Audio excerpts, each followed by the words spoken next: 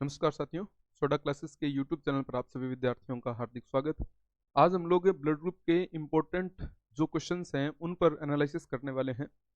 और निकट भविष्य में जितने भी भर्ती परीक्षाओं की आप तैयारी कर रहे हैं, अगर आपके सिलेबस में ब्लड ग्रुप टॉपिक है तो मैं आपको ये प्रॉमिस कर सकता हूँ कि इन प्रश्नों के अतिरिक्त आपको कोई प्रश्न पढ़ने की जरूरत नहीं है, क्योंकि अगर एक प्रश्न या दो प्रश्न आते हैं तो इन्हीं प्रश्नों में से कोई क्वेश्चन आपके पेपर में एज इट इज बन जाएगा।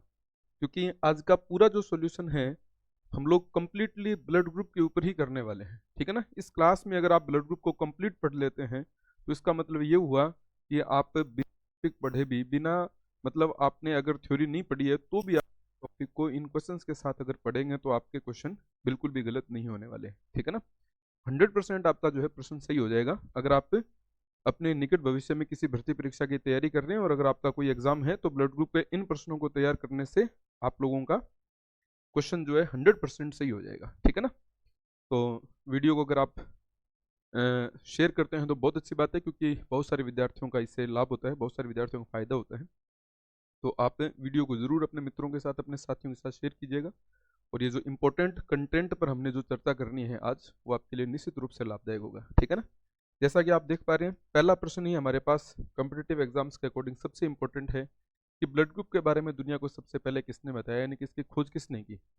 तो आपको मैं बता दूं, ब्लड ग्रुप की खोज करने वाला जो साइंटिस्ट था उसका नाम था कार्ल लैंड स्टीनर, ठीक है ना। कार्ल लैंड स्टीनर ने सन 1900 में, 1900 और 1901 दोनों ही सन मतलब किताबों में लिखे हुए मिलते हैं अपने को, तो इसमें इसकी खोज की थी 1900 में कार्ल लैंड स्टीनर ने। यह प्रश्न आपके एलडीसी 2013 भर्ती परीक्षा में एज इट इज पूछा गया प्रश्न है। अगर आप कार्ल कोरेंस की बात करते हैं तो यह अपूर्ण प्रभाविता से संबंधित वैज्ञानिक है, अपूर्ण प्रभाविता, ठीक है ना। अगर आप कार्ल मोबियस की बात करते हैं तो ये जैव पारिस्थितिक तंत्र शब्द का प्रयोग करने वाला साइंटिस्ट है। जैव पारिस्थितिक तंत्र शब्द को प्रयोग में लेने वाला जो साइंटिस्ट है वो कौन है, वो है आपका कार्ल मोबियस। तो आप ये भी ध्यान रखिएगा। और यह प्रश्न अभी अपने लैब असिस्टेंट 2019 के एग्जाम में एज इट इज पूछा गया है। और अगर कार्ल इरेकी की बात करें तो मित्रों, कार्ल इरेकी वो साइंटिस्ट है जिन्होंने बायोटेक्नोलॉजी शब्द का प्रयोग किया था या बायोटेक शब्द इस्तेमाल किया था। तो जैव प्रौद्योगिकी शब्द का सबसे पहले प्रयोग करने वाला जो साइंटिस्ट है वो कौन है, कार्ल इरेकी। 1917 अर्थात 1917 में इन्होंने इस शब्द का प्रयोग किया। तो हमारे लिए जो आंसर है वो कौन सा बन जाएगा, Karl Landsteiner, because of blood group, क्योंकि ब्लड ग्रुप की खोज करने वाला जो साइंटिस्ट है वो कार्ल लैंड स्टीनर को ही हम लोग मानते हैं। 2013 एलडीसी एग्जाम में क्वेश्चन है। और अगर आप इस प्रश्न की बात करते हैं जैव पारिस्थितिक तंत्र शब्द की, तो लैब असिस्टेंट 2019 में प्रश्न पूछा गया था। हाँ, बड़े एग्जाम्स में ये भी प्रश्न पूछा जाता है कि अपूर्ण प्रभाविता के बारे में दुनिया को सबसे पहले किसने बताया। जेनेटिक्स जब आप पढ़ते हैं मेंडल की आनुवंशिकी, तो उसमें पहला रूल आता है प्रभाविता।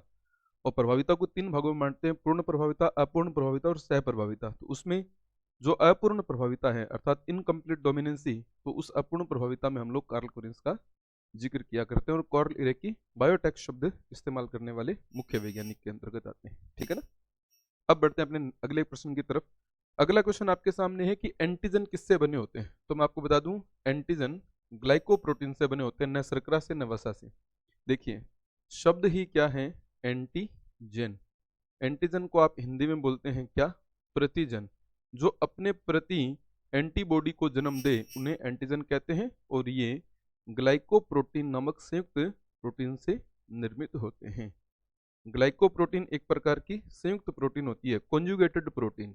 संयुक्त प्रोटीन का मतलब हो गया कॉन्जुगेटेड प्रोटीन, ठीक है ना। तो ये कॉन्जुगेटेड प्रोटीन से निर्मित होते हैं, ओके। तो इस तरीके से आप इस बात को भी याद रख सकते हैं। ग्लाइकोप्रोटीन नामक संयुक्त प्रोटीन से मिलकर बनते हैं एंटीजन जो होते हैं। और एंटीजन कहाँ पाए जाते हैं, तो आप याद रखना दोस्तों, आरबीसी की झिल्लियों पर एंटीजन की उपस्थिति देखी जाती है ना। आरबीसी की झिल्लियों पर एंटीजन पाए जाते हैं। और यह प्रश्न, अगर हम इस प्रश्न की बात करें तो यह प्रश्न सीईटी 2022 एग्जाम में एज इट इज पूछा गया प्रश्न है। हर क्वेश्चन आपके किसी न किसी एग्जाम से रिलेट करता है, ठीक है ना।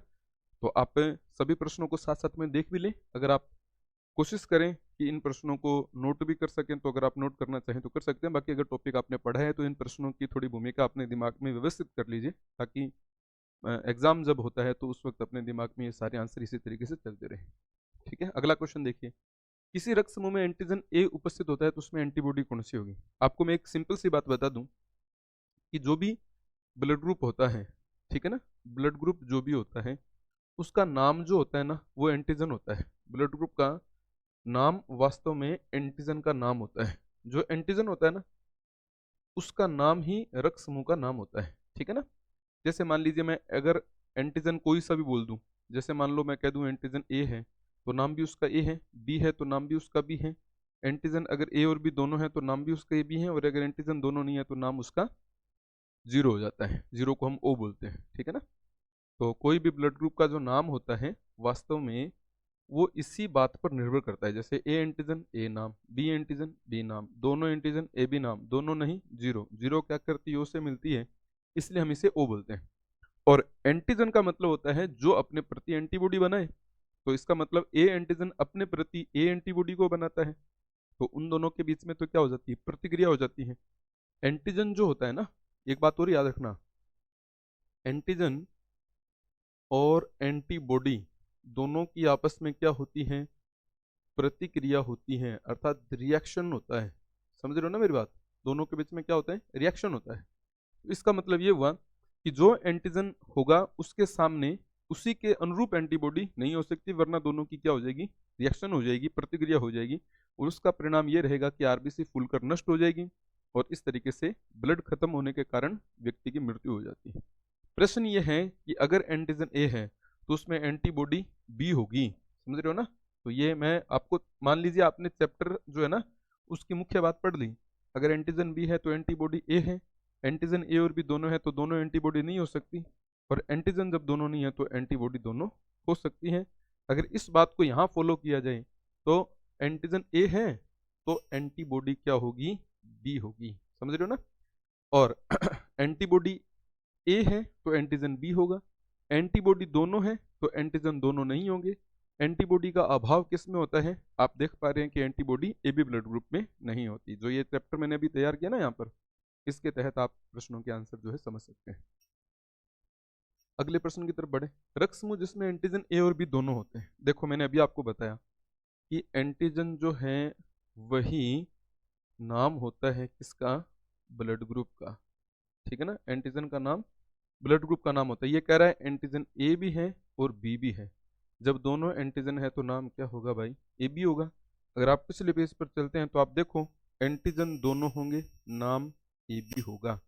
तो अब आप इस प्रश्न की अगर आप बात करते हैं तो एंटीजन ए और बी दोनों हैं, नाम ए बी। समझ रहे हो ना, एंटीजन ए है तो ए, बी है तो बी, ए और बी दोनों है तो ए बी, दोनों नहीं है तो जीरो। जीरो क्या करती, क्योंकि ओ से मिलती है इसलिए हम उसे ओ बोलते हैं। ठीक है ना, इस तरीके से आप इस बात को समझ पाएंगे। ये भी बहुत अच्छा क्वेश्चन है, और इस तरीके से आप इन प्रश्नों को हल करें तो काफी बेटर रहेगा। अगला प्रश्न देखो, आर एच एंटीजन की खोज किस जंतु में की गई थी? देखिए वास्तव में जो ये आर एच है ना, ये इसका नाम आर एच इसलिए रखा गया था क्योंकि कोई रिसस प्रजाति का एक जंतु था, तो उस प्रजाति के बंदर में, रिसस प्रजाति के बंदर या हम चिंपांजी भी कह सकते हैं, तो रिसस प्रजाति के चिंपांजी में इसकी खोज हुई, इसलिए हमने इस तीसरे एंटीजन का नाम क्या रखा, आर एच रखा। ये वास्तव में थर्ड एंटीजन होता है। ठीक है ना, वैसे तो एंटीजन ए और बी दोनों ही है, लेकिन एक और एंटीजन है तीसरा जिसका नाम है आर एच, और इसकी खोज भी लैंड स्टीनर और विनर दो वैज्ञानिकों ने की थी। जिन रक्त समूहों में आर एच होता है उनको आप धनात्मक कहते हैं, और जिन रक्त समूहों में आर एच नहीं होता उनको आप ऋणात्मक कहते हैं। वर्ल्ड में 80% पॉजिटिव लोग हैं और 20% नेगेटिव लोग हैं। वहीं भारत देश में 93% आर एच धनात्मक लोग हैं और 7% आर एच ऋणात्मक लोगों को हम देखते हैं। तो किस में खोज हुई, मकाका रिसस, मकाका इसका वंश है और रिसस इसकी जाति है। ठीक है ना, तो इस तरीके से न पक्षी है न पादप है, ये एक चिंपांजी था, उसके अंदर इसकी खोज हुई थी, और इसकी खोज हुई थी कब, 1940 में। RH की खोज 1940 में हुई थी दोस्तों, ठीक है ना। ये भी आप वर्ड इसी तरीके से याद रखेंगे, ओके ना। और अब बढ़ते हैं अपने अगले प्रश्न की ओर। AB रक्त समूह किस रक्त समूह के व्यक्ति को रक्त दे सकता है? देखिए, आपको एक ध्यान रखना है जो रक्त समूह होता है ना, जो भी रक्त समूह होता है, ठीक है, मान लीजिए ये दाता है, ये ग्राही है, तो एक बात याद रखनी है कि दाता से कोई एक्स्ट्रा एंटीजन ग्राही में नहीं जाना चाहिए, है ना। दाता से एक्स्ट्रा एंटीजन ग्राही में नहीं जा सकता, बस इस बात को आप याद रखिए। हाँ, ग्राही में कोई पहले से एक्स्ट्रा एंटीजन हो, हमें कोई दिक्कत नहीं है। अब देखिए, रक्त समूह कौन सा है? AB, ठीक है ना। अब अगर आप ग्राही की बात करें, ये डोनर है, अगर हम ग्राही की बात करें, एक्सेप्टर की बात करें, तो देखिए मैं सबके नाम लिखता हूँ। जैसे मान लो A है, जैसे मान लो B है, जैसे मान लो AB है, ठीक है ना, जैसे मान लो 0 है। देखिए A, अब B एक्स्ट्रा है ना, तो A को तो रक्त नहीं दे सकता, काटा मार देंगे, क्योंकि B एक्स्ट्रा एंटीजन है, जाकर गड़बड़ करेगा। B के लिए A एक्स्ट्रा है, तो इसको भी नहीं दे सकता, गड़बड़ कर देगा। अब AB से मैच हो रहा है, हाँ दोनों तरफ मैच हो रहे हैं सब चीज़ें, ये हो सकता है। और 0 के लिए तो दोनों ही एक्स्ट्रा हैं, तो इसका मतलब ये तो पॉसिबल ही नहीं है। इसका मतलब किसको ब्लड दे सकता है? केवल AB को ब्लड दे सकता है। इस तरीके से आप इन चीज़ों को समझेंगे, ये कॉन्सेप्ट लागू करिएगा, आपका ये प्रश्न जो है पॉजिटिव नेगेटिव तक भी आपका गलत नहीं होने वाला, ठीक है ना। तो बढ़ते हैं अपने एक और क्वेश्चन की तरफ। मुझे लगता है कि अगर इस तरीके से आप पढ़ेंगे तो आप निश्चित रूप से इन प्रश्नों को अच्छी भाषा में समझ पाएंगे और आपके कॉन्सेप्ट भी क्लियर हो जाएंगे, ठीक है। हाँ, लेकिन एक बात मैं फिर बता रहा हूँ, अगर आपको लगे कि हाँ ये कॉन्सेप्ट अच्छे हैं और आपको अच्छे प्रश्न मिल रहे हैं रक्त समूह के, तो आप वीडियो को अपने दोस्तों के साथ शेयर जरूर करेंगे, ठीक है ना। शेयर करना बनता है भाई, ठीक। देखिए, रक्त समूह विकल्पियों की समयुग्मजी अप्रभावी क्रिया परिणाम है। देखिए, रक्त समूह विकल्पियों की समयुग्मजी अप्रभावी। अब देखिए, हम लोग यहाँ पर एक वर्ड पढ़ रहे हैं कि एंटीजन जो होता है ना, उसकी उपस्थिति जो है, एंटीजन जो है इसकी उपस्थिति जो होती है, इसको अपने बोलते हैं प्रभावी। और एंटीजन की अनुपस्थिति की अगर अपने बात करें तो हम बोलेंगे कि ये कंडीशन कौन सी है? अप्रभावी, ठीक है। अब आप एक चीज देखो, आप किसी भी विकल्पी की बात करें, जैसे ए रक्त समूह है, इसकी बात करें तो एंटीजन ए है, तो इसका मतलब इसमें तो ए एंटीजन जो है, ए एंटीजन की उपस्थिति, ए एंटीजन की उपस्थिति प्रभावी साबित कर देगी इसको। वहीं बी में बी एंटीजन की उपस्थिति, क्योंकि बी एंटीजन उपस्थित है, तो ये भी इसको क्या बना देगा? प्रभावी बना देगा। वहीं अगर अपने ए बी की बात करें तो ए और बी दोनों एंटीजन हैं, इसलिए ये भी निश्चित रूप से क्या बन जाएगा? प्रभावी बन जाएगा। अगर एंटीजन होता है तो प्रभावी, नहीं होता तो अप्रभावी, सिंपल बात याद रखो। अब देखो, आपके सामने क्या बचा? 0। इसको अगर आप ओ बोलते हैं ना, तो ओ के साथ मैं कहता हूं आप इसको 0 बोलना स्टार्ट भी करें।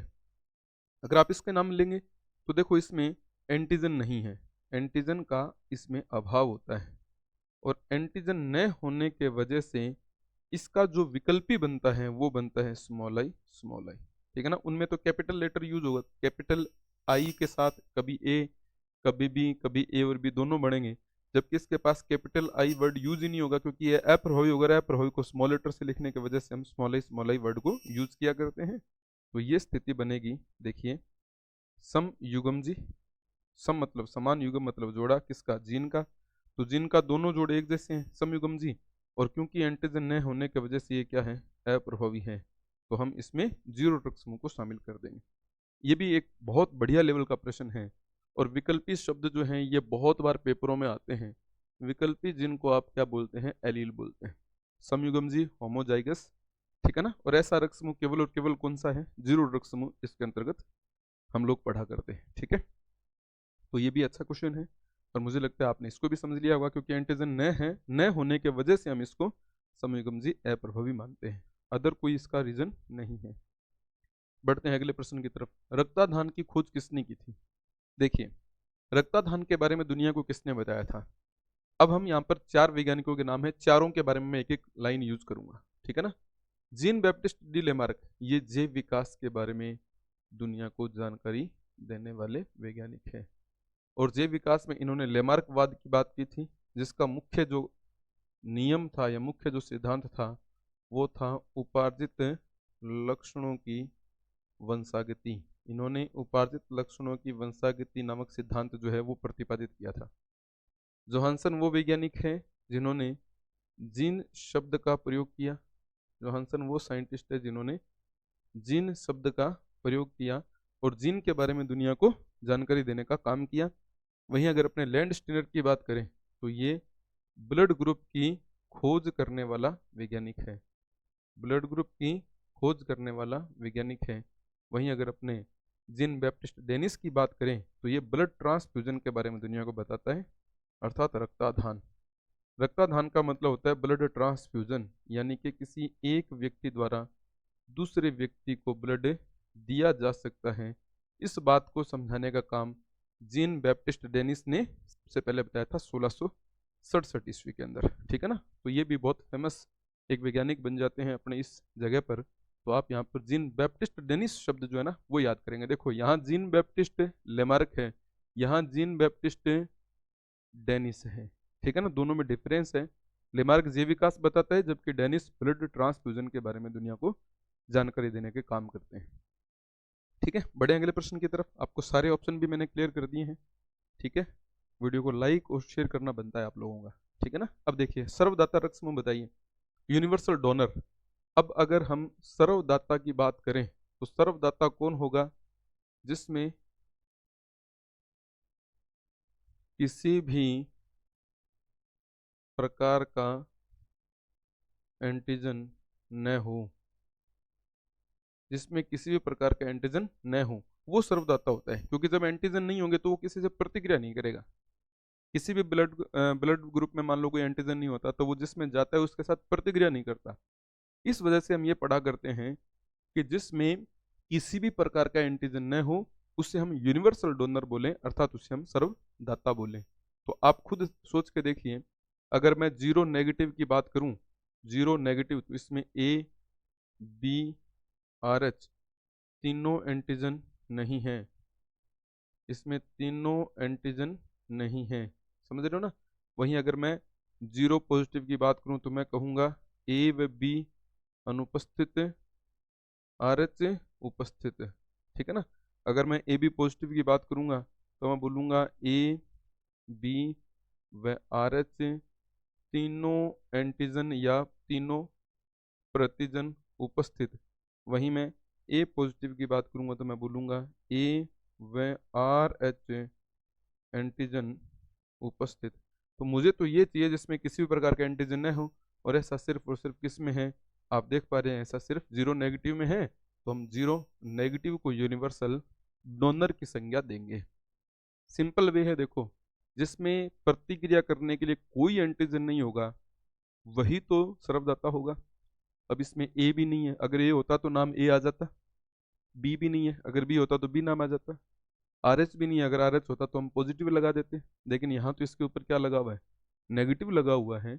इसका मतलब इसमें ए बी आर एच कोई एंटीजन नहीं है। जबकि इसकी बात करें तो इसमें आर एच है, इसकी बात करें तो इसमें ए बी आर एच तीनों है, इसकी बात करूँ तो इसमें ए है और आर एच है। हमें ऐसा रक्त समूह चाहिए यूनिवर्सल डोनर के रूप में जिसमें कोई एंटीजन नहीं हो, अर्थात वो सभी को ब्लड दे सके। बस इसी बात को ध्यान रखो और आपका सर्वदाता रक्त समूह में जीरो नेगेटिव प्रश्न सही हो जाता है। ये वो प्रश्न है जो आरएएस भर्ती परीक्षाओं में मुख्य रूप से पूछा जाता है, और बाकी लगभग अदर एग्जाम्स में जैसे एलडीसी जैसा पेपर हो गया उनमें भी इस तरीके के प्रश्नों को बार बार रिपीट करके पूछा जाता है। अच्छा प्रश्न है, ठीक है। लोग क्या है कि इस पॉजिटिव में भी थोड़े कन्फ्यूजन में आ जाते हैं। पॉजिटिव शब्द जो है ना इसमें भी थोड़ा सोचते हैं, नहीं सोच रहे हैं इसके बारे में, ठीक है। बढ़ते हैं अपने अगले प्रश्न की ओर। अब देखिए हमारे पास एक नया क्वेश्चन यहाँ आया है, किसी जीरो रक्त समूह की व्यक्ति की दुर्घटना होने पर उसे किस व्यक्ति द्वारा रक्त दिया जा सकता है? बस अब आप क्या करेंगे, कुछ सोचेंगे कि हमें ग्राही की बात करनी है। जीरो रक्त समूह कौन है? ग्राही है। इसको 4 लोग ब्लड दे रहे हैं, ठीक है ना। अब देखो कौन कौन से लोग हैं, ये ए भी है, ए भी है और बी भी है ना, और ए बी भी है और जीरो है। मैंने मान लो 4 नाम लिख लिए, मैं ऑप्शन की तरफ जा ही नहीं रहा। अब तो कॉन्सेप्ट समझें। देखिए इसमें कोई एंटीजन नहीं है, यहाँ किसी भी प्रकार का एंटीजन नहीं है ना, ये नहीं है, समझ लीजिएगा, काटा मतलब नहीं है।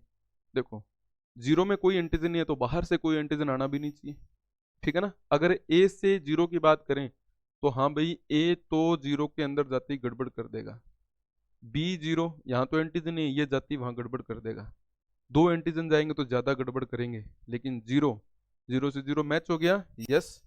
केवल जीरो रक्त समूह वाला व्यक्ति आसानी से जीरो रक्त समूह वाले व्यक्ति को रक्त दे सकता है। अब यही क्या बात याद रखना, जीरो रक्त समूह सभी को रक्त दे सकता है, लेकिन ले सिर्फ जीरो से ही सकता है, ठीक है ना। ओ सभी को रक्त दे सकता है, लेकिन केवल जीरो से रक्त ले सकता है। दे सबको सकता है, ले सिर्फ जीरो से सकता है, ठीक है ना। तो मैंने आपको रीजन सारे बता दिए, ठीक है ना।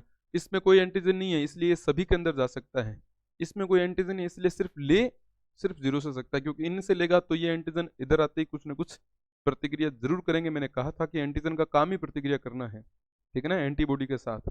तो इस तरीके से ये बातें आप समझ जाएंगे, ठीक है ना। अगले प्रश्न की तरफ अपने बढ़ते हैं।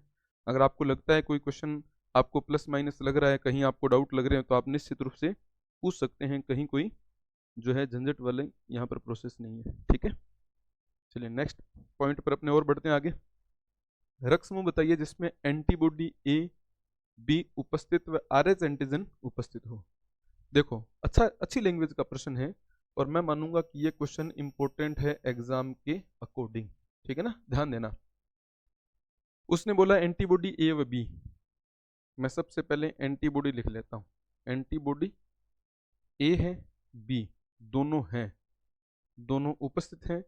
इस वजह से अगर हम एंटीजन की बात करें तो एंटीजन एब्सेंट होंगे इसमें, ए नहीं होगा, बी दोनों एंटीजन इसमें क्या होंगे, अनुपस्थित होंगे। अब आप खुद देखो, जब ये क्योंकि ए तो ए से प्रतिक्रिया करेगा, बी बी से प्रतिक्रिया करेगा, इसका मतलब जब दोनों एंटीबॉडी होंगे तो दोनों एंटीजन नहीं होने चाहिए, अगर होंगे तो आपस में प्रतिक्रिया करेंगे, तो ये तो गड़बड़ होगी। अब देखो एंटीजन जब ए और बी दोनों नहीं है तो जीरो नाम है उसका, क्या नाम है, जीरो। अब तीसरी बात वो क्या कह रहा है, आर एच है। हमने पढ़ा कि जब आर एच एंटीजन उपस्थित हो तो आप क्या लगा देते हैं, पॉजिटिव, आप इसके ऊपर पॉजिटिव लगा दो और ऑप्शन ढूंढ लो, जीरो पॉजिटिव ये रहा।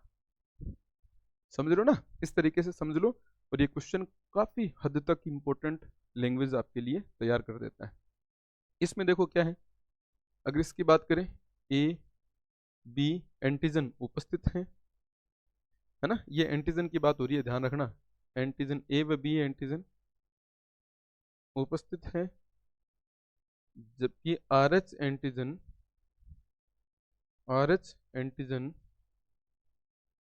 अनुपस्थित है, ठीक है ना।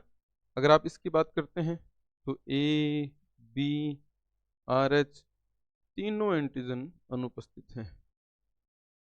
नाम से पता चल रहा है, देखिए जीरो नेगेटिव, ए नहीं है, बी नहीं, आर एच भी नहीं है, बी पॉजिटिव। हाँ इसकी अगर बात करेंगे तो बी व आर एच एंटीजन उपस्थित है, और एंटीबॉडी इसमें ए है, क्योंकि बी एंटीजन है ना तो ए एंटीबॉडी होगी, ए एंटीबॉडी उपस्थित इसमें होती है। समझ लो ना।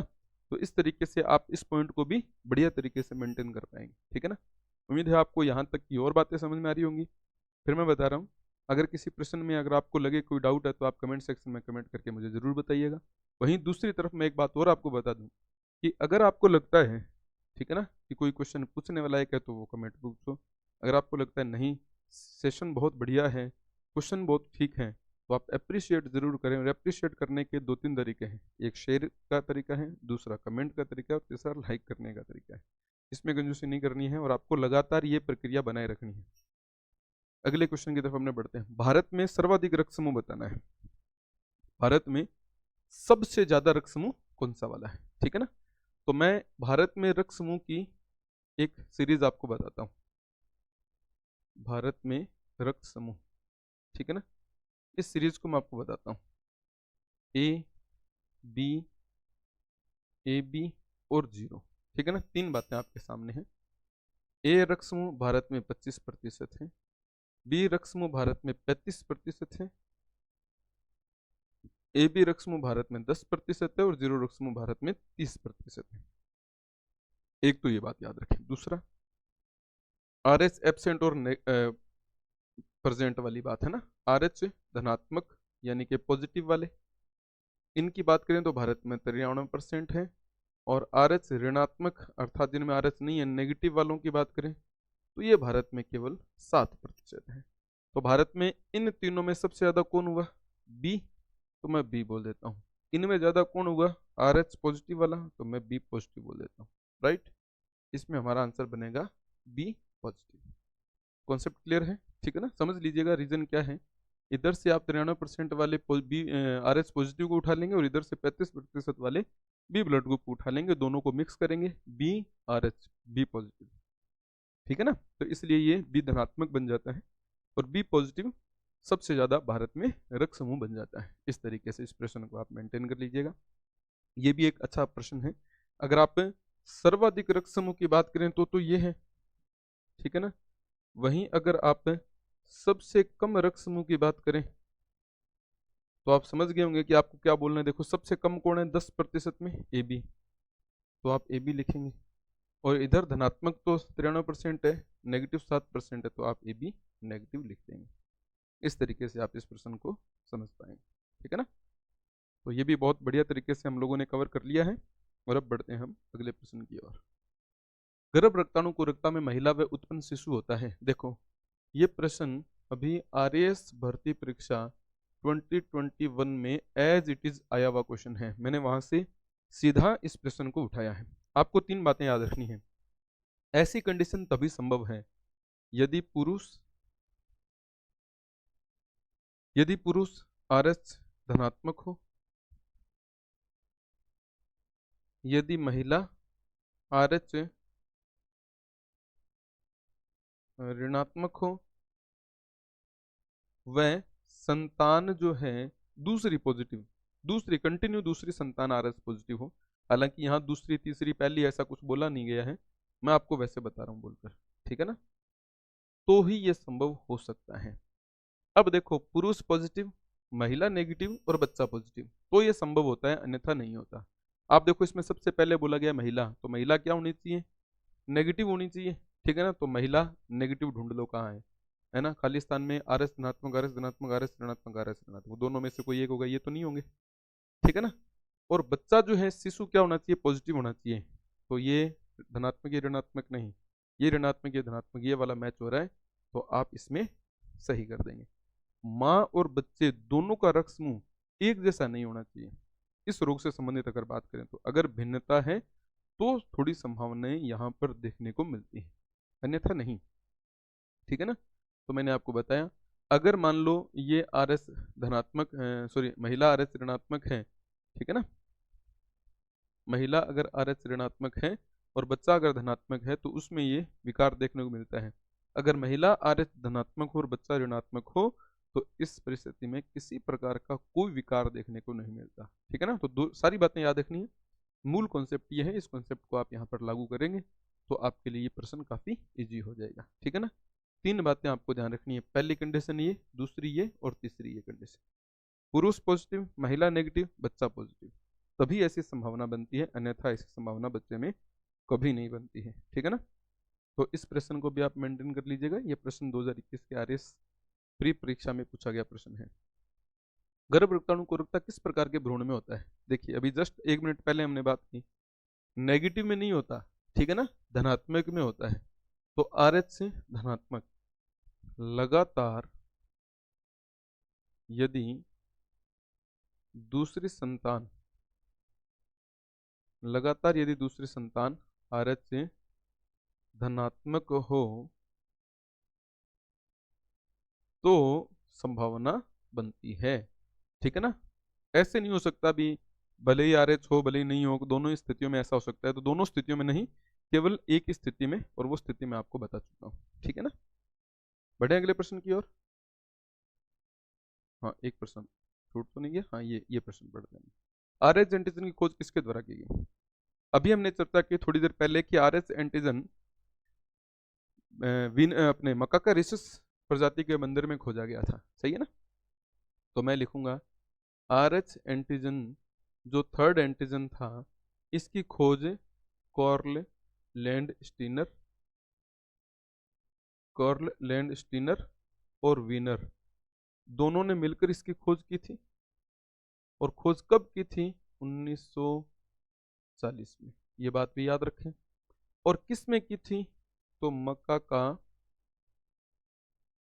रीसस, क्योंकि रीसस की स्पेलिंग RH से होती है ना, इसलिए इसका नाम RH रखा गया। मक्का का रीसस से नामक चिंपांजी में इसकी खोज की गई थी। ठीक है ना। तो ये बात बनेगी यहाँ पर। तो इसमें आप क्या करेंगे? लैंड स्टीनर वीनर तो ए व बी दोनों। चार्ल्स डार्विन तो जीव विकास के बारे में बात करने वाले साइंटिस्ट हैं, और चार्ल्स डार्विन को तो जीव विकास का जनक माना जाता है। ओके, ये तो अलग साइंटिस्ट ही अलग हो गया ना अपने इस मुद्दे पर, तो ये बात ही नहीं कर रहा। तो अपने इस तरीके से इस प्रश्न को भी आप मेंटेन कर पाएंगे। 1940 में RH एंटीजन की खोज हुई, और फिर हमने ये पढ़ा कि जिनमें RH होता है वो धनात्मक बोले जाते हैं, और जिनमें RH नहीं होता उनको RH ऋणात्मक कहा जाता है। ठीक है ना। तो ये प्रश्न भी हम लोगों ने मेंटेन कर लिया है।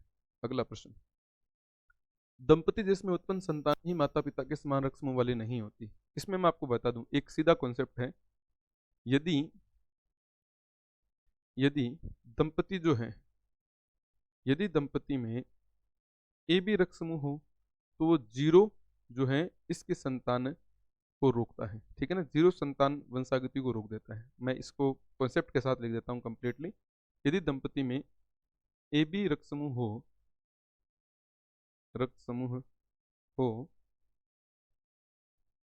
तो वह जीरो की वंशागति को रोकता है। वहीं जीरो रक्त समूह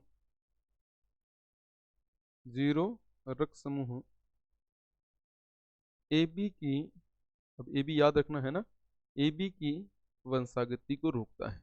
हालांकि ये कॉन्सेप्ट बहुत मतलब एक पूरा थ्योरी पढ़ने के बाद में ये कॉन्सेप्ट अपने पास बनता है, हमें काफ़ी प्रैक्टिस करनी पड़ती है इसके ऊपर, लेकिन मैं आपको शॉर्ट में बता रहा हूँ। ठीक है ना। ए बी जीरो को नहीं होने देगा, जीरो ए बी को नहीं होने देगा। ठीक है ना। ए बी की वंशागति को रोकता है। बस आप इतना सा याद रख लें, ए बी जीरो को रोकता है, जीरो ए बी को रोकता है। अगर किसी दंपति में, मान लो कोई दंपति है जिसमें ए बी का विवाह जीरो से हुआ है, तो उनके कौन से संतान नहीं होगी? ए बी जीरो को नहीं होने देगा और जीरो ए बी को नहीं होने देगा। इसका मतलब यही वो रक्त समूह है जिसमें संतान जो है वो दंपति के समान नहीं होती है।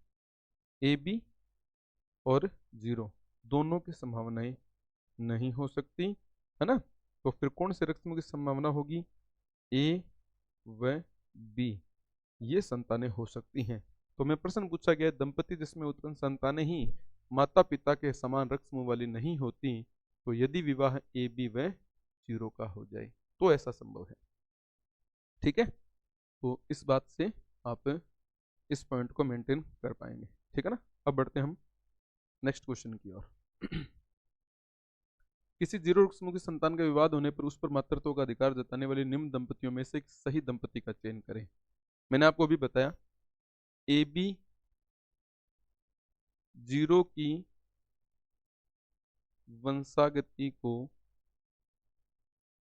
रोकता है। अब आप खुद सोच के देखिए, अगर किसी दंपति में ए और बी दोनों एंटीजन हैं, इनमें से मान लो अगर ए ही जाता है तो आगे ए एंटीजन की उपस्थिति तो दिखाएगा, अगर बी एंटीजन जाता है तो बी की उपस्थिति को दिखाएगा। अब बताओ, अगर ए गया तो भी जीरो नहीं होगा, बी गया तो भी जीरो नहीं होगा।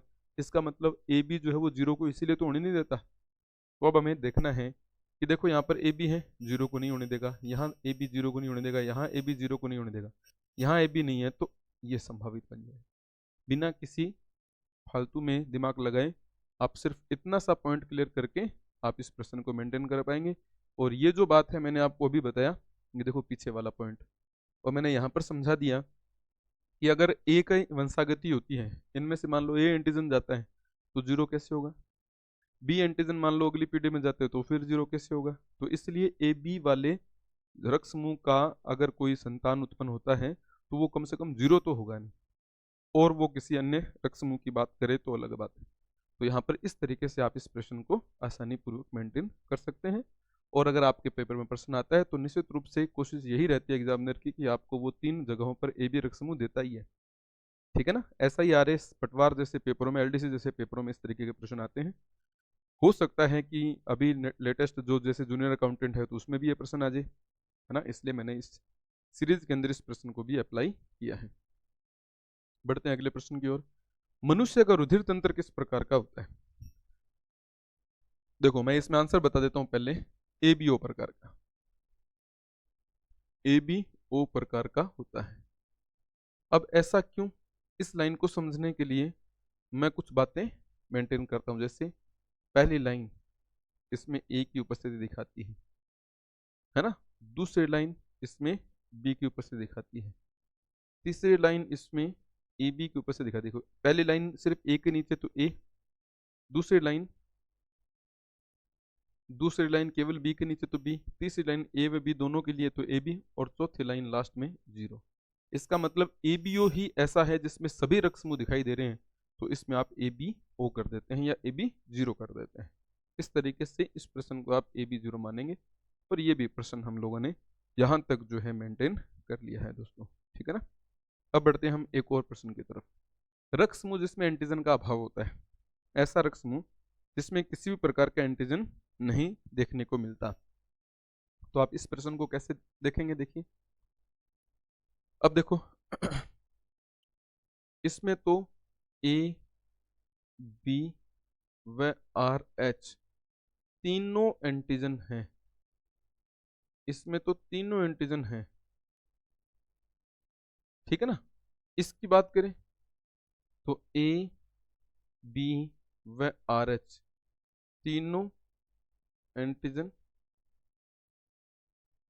नहीं है, इसमें तीनों ही एंटीजन नहीं है। देखो अगर एंटीजन कोई होता तो दिखाई देता, ये तो 0 है, ऊपर भी नेगेटिव है, ए होता तो ए दिखता, बी होता तो बी दिखता, दोनों नहीं है इसलिए 0 दिख रहा है, आर एच होता तो प्लस दिखता, आर एच नहीं इसलिए नेगेटिव दिख रहा है, तो तीनों एंटीजन नहीं है। इसकी बात करें तो इसमें बी व आर एच एंटीजन उपस्थित हैं, है ना। अगर इसकी बात करें तो बी उपस्थित है, आर एच अनुपस्थित है।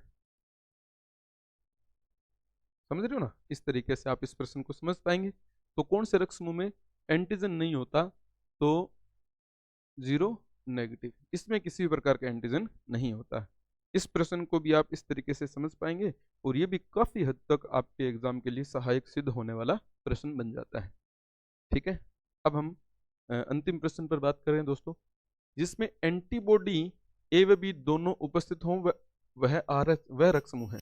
देखो आपको वही टेबल बनानी है, ऊपर लिखना है एंटीजन, 4 आपको लाइन लिखनी है, ए हो बी हो ए व बी दोनों हो और दोनों ही नहीं हो। दूसरा वर्ड देखो एंटीबॉडी, आपको मैंने बताया कि एंटीजन के ऑपोजिट प्रतिक्रिया कौन करता है, एंटीबॉडी।